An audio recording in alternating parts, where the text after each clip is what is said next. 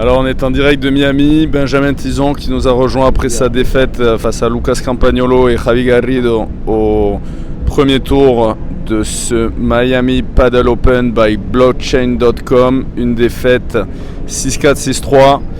Bon Benjamin, vous n'avez pas fait un mauvais match, mais très peu d'options sur le service de vos adversaires. Exactement, on ne fait pas un mauvais match, ni un très bon match. Pour gagner une paire comme ça, il faut très très bien jouer. On joue dehors dans des conditions avec beaucoup de vent, on n'a pas trop l'habitude.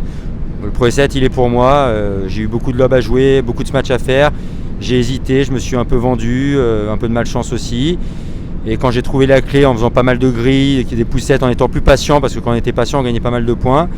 Au deuxième set, vers le milieu du deuxième set, c'était OK un petit peu craqué sur un jeu au mètre 40-15.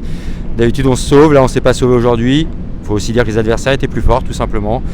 Encore aujourd'hui, voilà, ils ont de la marge, ils ont très peu donné. Campagnolo a très peu raté, on a joué un peu plus Campagnolo. Voilà, écoute, comme tu dis, pas trop d'options sur leur service. Des occasions à 0,30, 15-30, mais pas vraiment d'occasions après. Donc ils ont été plus forts. Ouais, alors, on a eu une sensation un peu quand même d'inachevé parce qu'au final, vous avez eu des bons passages, comme tu as dit, vous avez eu des jeux où vous les avez sur votre service clairement dominés. Qu'est-ce qui manque maintenant pour pouvoir passer ce cap de ces paires qui sont quand même des paires très solides des tableaux principaux? Je pense que déjà, on a bien progressé, on a fait un très beau Whirlpool Tour de Previa en battant des très bonnes paires. Je pense que ça change des conditions où on a l'habitude de jouer, donc je pense déjà qu'il faut s'habituer à jouer dehors. Moi je joue jamais dehors à Barcelone, Théo non plus à Madrid, donc je pense qu'il s'habitue aussi à jouer dans ces conditions-là avec droit de sortir et jouer dehors, ce qui est le cas de ces paires-là tout le temps. Mais bon, je crois qu'avec les nouveaux circuits qui arrivent, ça va être un peu plus le cas, donc on va pouvoir prendre l'habitude. Et comme tu as dit, je pense que c'est aussi peut-être aujourd'hui un petit manque de surplus d'énergie et de mental pour au moment important faire un peu plus. On a été solide sans plus, et il nous a manqué la petite folie pour aller embêter des paires qui sont plus fortes que nous aujourd'hui. Bon, donc là, maintenant on imagine que ça va être préparation pour le prochain World Paddle Tour qui va avoir lieu à domicile pour toi à Reus. Donc là, quelle est la sensation un peu après avoir goûté là, Miami, des conditions assez exceptionnelles, un tableau principal, repartir en Previa, on se retrousse les manches un peu, non? Exactement ça, nous notre quotidien aujourd'hui c'est les Previa, on n'est pas des joueurs de tableau, la vérité elle est là. Moi ça fait déjà 1 an que je suis en Previa maintenant et déjà c'est bien pour moi. Notre objectif c'est de faire 4-5 tableaux à l'année, d'être tête de série de Previa, parce qu'une fois que tu es tête de série de Previa, là tu peux vraiment devenir plus facilement joueur de tableau, c'est notre objectif. J'espère qu'on va enchaîner des rushs, je pense qu'on va être une paire très difficile à battre avec Théo sans manquer d'humilité. Je pense qu'on est complémentaires, qu'on s'entend très bien. Voilà, je pense que pour nous battre, il faudra bien jouer comme l'ont fait aujourd'hui Javier et Campa. Moi je suis ravi d'être ici, j'espère que ça sera ma place régulièrement. L'année dernière j'ai fait une petite apparition. Cette année, je compte en faire encore un peu plus. Je vais tout donner en tout cas.